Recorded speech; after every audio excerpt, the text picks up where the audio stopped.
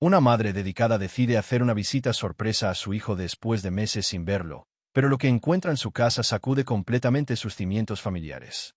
Mientras su nuera celebra algo misterioso, su hijo está en estado de desesperación total.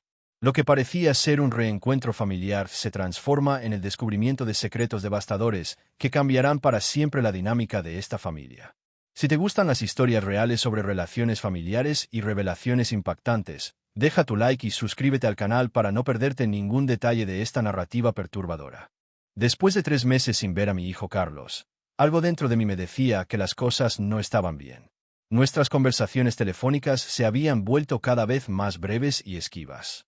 Cuando le preguntaba sobre su trabajo en la empresa de construcción donde había logrado ascender a supervisor, sus respuestas eran vagas.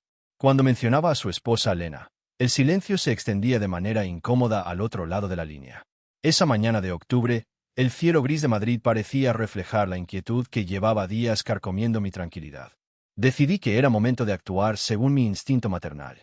Sin avisar, tomé el metro hacia el barrio de Vallecas, donde Carlos y Elena habían comprado su primer departamento 2 años atrás, después de 4 años de noviazgo. El edificio de 5 pisos, con su fachada de ladrillo rojizo típica de la zona, me recibió con el silencio habitual de las mañanas laborales. Subí los 3 pisos por las escaleras, respirando el aroma a café y tostadas que se filtraba desde algunos apartamentos. Al llegar al tercero, noté algo inmediatamente extraño. La puerta del departamento de Carlos estaba entreabierta. Mi corazón comenzó a latir más fuerte. Carlos siempre había sido meticuloso con la seguridad, especialmente después de que robaran en el edificio vecino el año pasado. Empujé suavemente la puerta, y lo que vi me dejó completamente desconcertada. El apartamento, normalmente impecable gracias a la obsesión de Elena por el orden, estaba en un estado de caos controlado. Había papeles esparcidos sobre la mesa del comedor, cajas de cartón apiladas junto al sofá, y un olor extraño flotaba en el ambiente, mezcla de alcohol y algo más que no pude identificar. Avancé con cautela, llamando suavemente el nombre de mi hijo. Desde la cocina llegaba el sonido de cristales chocando y una risa que reconocí como la de Elena. Pero había algo diferente en ese sonido, algo que me erizó la piel. Al doblar hacia el pasillo que llevaba a las habitaciones, escuché otro sonido que me heló la sangre. Sollozos ahogados, masculinos, provenientes del dormitorio principal. Eran los llantos de mi hijo, pero no cualquier llanto. Era el sonido de un hombre completamente roto, de alguien que había perdido toda esperanza. Me acerqué a la puerta entreabierta del dormitorio y lo vi. Carlos, mi hijo de 32 años, ese hombre fuerte que había trabajado desde los 16 para labrarse un futuro, estaba sentado al borde de la cama, con la cabeza entre las manos, temblando como una hoja al viento. Tenía el cabello revuelto, la camisa arrugada, y su rostro mostraba una palidez que jamás había visto en él. Mientras tanto, desde la cocina, Elena seguía riéndose, y ahora podía escuchar claramente el sonido de una copa siendo llenada repetidamente. No eran ni las 10 de la mañana. Entré silenciosamente al dormitorio, y cuando Carlos levantó la vista y me vio, la expresión de su rostro fue algo que jamás podré olvidar. No era solo sorpresa, era terror puro, como si fuera un niño pequeño que había sido descubierto haciendo algo terrible. Sus ojos, hinchados y rojos por el llanto, se abrieron desmesuradamente. «Mamá, ¿qué haces aquí?», murmuró con una voz quebrada que apenas reconocí como la de mi hijo. Antes de que pudiera responder, la voz de Elena llegó desde la cocina, cantando desafinadamente una canción que no pude identificar, intercalada con carcajadas que sonaban más histéricas que alegres. El contraste entre el estado de mi hijo y el aparente júbilo de su esposa era tan desconcertante que me quedé paralizada por un momento. Me senté a su lado en la cama, notando que las sábanas estaban revueltas y que había papeles financieros esparcidos sobre la mesita de noche. Documentos del banco, facturas y algo que parecían formularios legales con sellos oficiales. «Carlos, hijo, ¿qué está pasando aquí?», pregunté con la voz más suave que pude, aunque por dentro sentía como si un huracán estuviera destrozando todo a su paso. Él comenzó a hablar, pero las palabras salían entrecortadas, mezcladas con sollozos que hacía evidentes esfuerzos por contener. Me contó que llevaba semanas durmiendo mal, que había perdido casi 10 kilos, y que cada mañana se despertaba con una sensación de ahogo que lo acompañaba durante todo el día. Mientras hablaba, Elena apareció en el marco de la puerta, sosteniendo una copa de champán a las 10 de la mañana. Su cabello rubio estaba perfectamente peinado, llevaba un vestido nuevo que reconocí como una marca cara, y sus labios mostraban una sonrisa que no llegaba a sus ojos. Había algo profundamente perturbador en esa sonrisa. Suegra querida, ¡qué sorpresa tan maravillosa!, exclamó con una voz artificialmente alegre, tambaleándose ligeramente. Justo estaba celebrando las buenas noticias. ¿Carlos no te contó? Tenemos tanto que festejar. La miré fijamente, buscando alguna explicación lógica para esta escena surrealista. Mi nuera, que siempre había sido reservada y calculadora, estaba claramente ebria a una hora inapropiada, mientras mi hijo parecía estar atravesando la crisis más profunda de su vida. Carlos se puso de pie abruptamente, con los puños cerrados, y por primera vez en mi vida vi algo que jamás pensé ver en mi hijo. Una mirada de odio puro dirigida hacia su esposa. «Cállate, Elena. Por favor, solo cállate», gritó con una voz que resonó por todo el apartamento. Ella se echó a reír, pero esta vez su risa sonó cruel, calculada. «Ay, cariño, no seas tan dramático. Tu mamá tiene derecho a saber lo bien que nos está yendo en la vida, ¿no crees?» Fue entonces cuando noté algo que me helió la sangre. Sobre la mesa del comedor, junto a las cajas que había visto al entrar, había una botella de champán vacía y documentos que parecían contratos. Y en el suelo, casi oculto bajo una de las cajas, brillaba algo dorado que me tomó un momento identificar. Era el anillo de bodas de Carlos. ¿Qué opinan sobre lo que han visto hasta ahora? ¿Qué creen que está ocurriendo realmente en esta familia? Elena dio otro sorbo a su champán y se dirigió hacia nosotros con pasos calculados, a pesar de su evidente estado de embriaguez. Había algo en sus movimientos que me recordó a un depredador acercándose a su presa. Carlos, mientras tanto, había vuelto a sentarse en la cama, pero ahora temblaba de una manera que me hizo comprender que no era solo tristeza lo que lo consumía. Era miedo. «Carlos, voy a preguntártelo una vez más», dije con la voz firme que había usado cuando era niño y sabía que me ocultaba algo importante. «¿Qué está pasando en esta casa?» Él me miró con ojos suplicantes, como pidiendo permiso para hablar, pero Elena se adelantó. «Ay, suegra, Carlos siempre ha sido tan tímido para compartir las buenas noticias. Pero yo no tengo problema en contárselo todo». Se acercó a la mesita de noche y tomó uno de los documentos que había visto antes. Lo agitó en el aire como si fuera un trofeo. «¿Ve esto? Son los papeles de la venta de la empresa de construcción donde Carlos trabajaba. Bueno, donde trabajaba hasta la semana pasada». Mi sangre se congeló. ¿La venta? ¿Cómo que la venta? Carlos finalmente encontró su voz. «Mamá, la empresa quebró hace 2 meses. El dueño había estado desviando fondos durante años, y cuando salió todo a la luz, no solo cerraron la compañía, sino que todos los empleados que habían invertido en acciones de la empresa, lo perdimos todo». Elena soltó otra carcajada. «Pero eso no es lo mejor. ¿Verdad, querido esposo? Cuéntale a tu mamá sobre el préstamo». El silencio que siguió fue ensordecedor. Carlos cerró los ojos como si al hacerlo pudiera hacer desaparecer la realidad. Cuando los abrió, las lágrimas corrían libremente por sus mejillas. «Hace 6 meses», comenzó con voz apenas audible, «Elena me convenció de que pidiéramos un préstamo personal de 50.000 euros, usando el apartamento como garantía. Me dijo que era para remodelar la casa y hacer algunas inversiones. Yo confié en ella». Mi mundo comenzó a tambalearse. ¿Y para qué era realmente ese dinero, Elena? Ella se irguió, y por primera vez desde que había llegado, su máscara de falsa alegría se resquebrajó levemente. «Para mi libertad, suegra. Para poder empezar una nueva vida». Los pedazos del rompecabezas comenzaron a encajar de la manera más horrible posible. Las cajas, los documentos, la celebración, el estado de Carlos, el anillo en el suelo. «Elena está pidiendo el divorcio», murmuró Carlos. «Pero no es solo eso, mamá. Ella se llevó todo el dinero del préstamo y lo invirtió en su propio negocio a nombre de su hermana. Y ahora que la empresa cerró y yo me quedé sin trabajo, no tenemos manera de pagar las cuotas del préstamo». Elena alzó su copa en un brindis burlesco. «Exacto. Y como Carlos firmó como único responsable del préstamo, él se queda con toda la deuda. Mientras tanto, yo me quedo con mi parte de la venta del apartamento y mi nuevo negocio. Es perfecto». La habitación comenzó a dar vueltas a mi alrededor. Esta mujer había orquestado sistemáticamente la destrucción financiera y emocional de mi hijo. «Pero hay más», continuó Elena, claramente disfrutando el momento.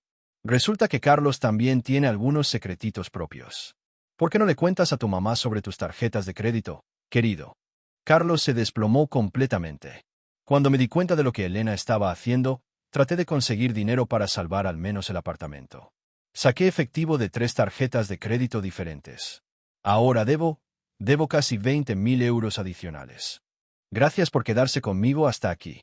Sé que esta historia está siendo difícil de procesar, pero les aseguro que lo mejor aún está por venir. Lo que descubriremos a continuación cambiará completamente su perspectiva sobre toda esta situación. La rabia que sentí en ese momento fue algo primitivo, visceral.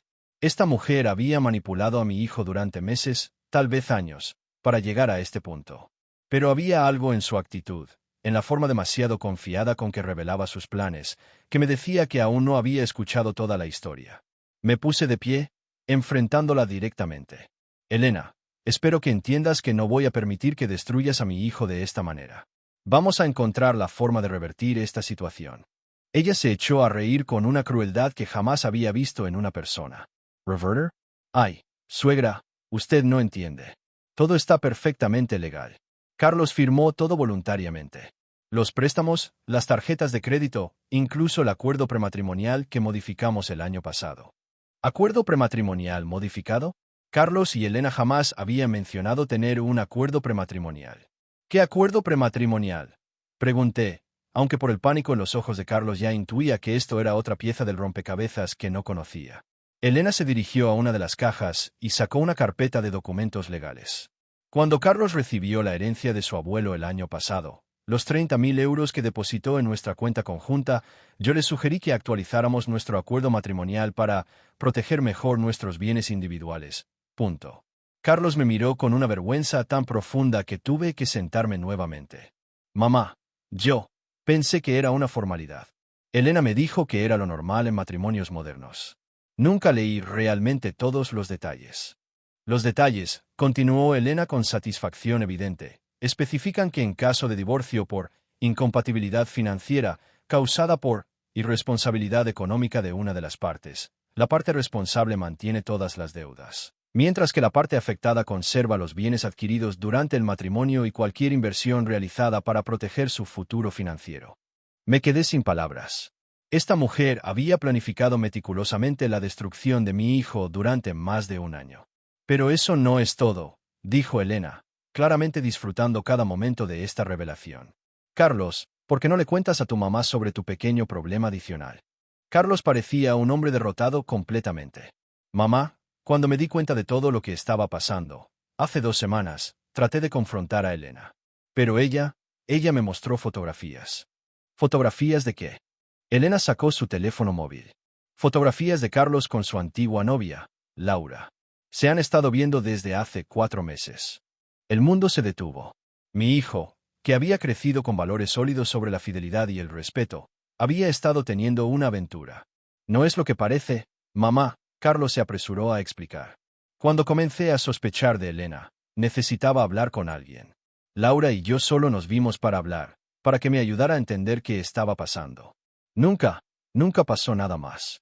Elena mostró su teléfono con fotos de Carlos y una mujer morena en un café, abrazándose, tomados de la mano. Las apariencias son lo único que importa en un divorcio, suegra. Estas fotografías demuestran adulterio, lo que significa que mi demanda de divorcio no solo es por incompatibilidad, sino por infidelidad. Eso me da derecho a una compensación adicional. Me di cuenta de que estaba presenciando algo más complejo y siniestro de lo que había imaginado. Esta no era solo una mujer oportunista. Era una manipuladora profesional que había estado moviendo las piezas de un ajedrez emocional y financiero durante años. Pero entonces, mientras miraba más detenidamente las fotografías en su teléfono, noté algo que Elena no había considerado: la fecha y la ubicación automática que aparecían en las esquinas de las imágenes. Y fue en ese momento que comprendí que yo tenía la clave para desenmascarar completamente su plan.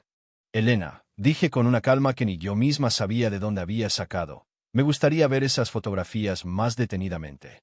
Ella, confiada en su victoria, me pasó el teléfono sin dudar. Mientras examinaba las imágenes, todo comenzó a encajar de una manera completamente diferente. Las fotografías estaban fechadas durante el fin de semana del 15 de septiembre, pero yo recordaba perfectamente que Carlos había pasado ese fin de semana conmigo, ayudándome a limpiar el desván después de que se filtrara agua de lluvia. Pero había algo más. La ubicación automática de las fotografías mostraba que habían sido tomadas en Valencia, no en Madrid. Y conocía a Carlos lo suficiente como para saber que él nunca había estado en Valencia. Carlos, dije entregándole el teléfono, Mira las fechas y ubicaciones de estas fotografías. Mientras él examinaba las imágenes, vi cómo la comprensión lentamente iluminaba su rostro. Elena, que había estado saboreando su triunfo, comenzó a mostrar los primeros signos de nerviosismo. Estas fotografías no son de mí con Laura, dijo Carlos con una voz que recuperaba fuerza gradualmente. Nunca he estado en Valencia, y el 15 de septiembre estuve todo el fin de semana contigo, mamá. Elena trató de arrebatar el teléfono, pero yo me interpuse. No, Nura. Creo que es momento de que expliques exactamente cómo conseguiste estas fotografías. El color desapareció del rostro de Elena. Su confianza se desvaneció como humo, y por primera vez desde que había llegado, la vi realmente asustada. Yo las conseguí a través de un investigador privado, murmuró. Un investigador privado que falsifica evidencias, preguntó. Porque eso es exactamente lo que son estas imágenes, evidencia falsificada para un divorcio fraudulento. Carlos se puso de pie, y por primera vez en todo el día, vi un destello de la fuerza que siempre había caracterizado a mi hijo. Elena, has estado planificando esto durante años, ¿verdad? La modificación del acuerdo prematrimonial, el préstamo, convencerme de invertir en acciones de una empresa que sabías que estaba en problemas. Ella comenzó a retroceder hacia la puerta, pero yo continué. Y cuando te diste cuenta de que Carlos estaba empezando a sospechar, decidiste crear evidencia falsa de adulterio para asegurar tu posición en el divorcio. La máscara había caído completamente. La mujer que tenía delante ya no era la Elena manipuladora y confiada de minutos antes, sino alguien que se daba cuenta de que su plan perfectamente orquestado se estaba desmoronando. Pero committed un error fatal, continuó. Conservaste las fotografías falsificadas en tu teléfono, con toda la metadata que demuestra que no son reales. Y algo me dice que si investigamos un poco más, encontraremos que sabías perfectamente sobre los problemas financieros de la empresa de construcción antes de convencer a Carlos de invertir sus ahorros. Carlos tomó su teléfono y comenzó a hacer fotografías de la pantalla del móvil de Elena. Voy a documentar todo esto. Y mañana a primera hora, vamos a visitar a un abogado especializado en fraude matrimonial. Elena, finalmente derrotada, se desplomó en una silla. Ustedes no entienden, yo solo quería asegurar mi futuro. No, le dije firmemente. Tú quisiste destruir a mi hijo para beneficiarte económicamente. Pero lo que no calculaste es que una madre siempre protegerá a su hijo, sin importar qué. Esa tarde, Carlos y yo pasamos horas organizando todos los documentos, fotografías y evidencias. Descubrimos que Elena había estado en contacto con un ex empleado de la empresa de construcción que le había dado información privilegiada sobre los problemas financieros meses antes de que se hicieran públicos. 3 días después, nuestro abogado presentó una demanda por fraude matrimonial, falsificación de evidencias y conspiración financiera. Elena no solo perdió su derecho a cualquier compensación en el divorcio, sino que tuvo que devolver todo el dinero del préstamo que había desviado a su negocio fraudulento. Carlos tardó meses en recuperarse emocionalmente, pero aprendió una lección valiosa sobre la confianza y la importancia de mantener los ojos abiertos en las relaciones. Hoy, 2 años después, está reconstruyendo su vida paso a paso, y aunque las cicatrices emocionales aún están ahí, es más fuerte y sabio que antes. ¿Qué opinan sobre esta situación? ¿Cómo habrían reaccionado si fueran los padres en esta circunstancia? ¿Creen que Carlos debería haber detectado antes las señales de manipulación? Déjenme sus comentarios. Es muy importante para nosotros conocer sus perspectivas sobre situaciones familiares complejas como esta. Si esta historia los impactó de alguna manera, suscríbanse al canal para más relatos reales que muestran cómo la vida puede dar giros inesperados. Y no se olviden de ver el próximo vídeo recomendado, donde compartimos otra historia familiar que seguramente los dejará reflexionando sobre los límites del amor y la confianza en las relaciones más cercanas.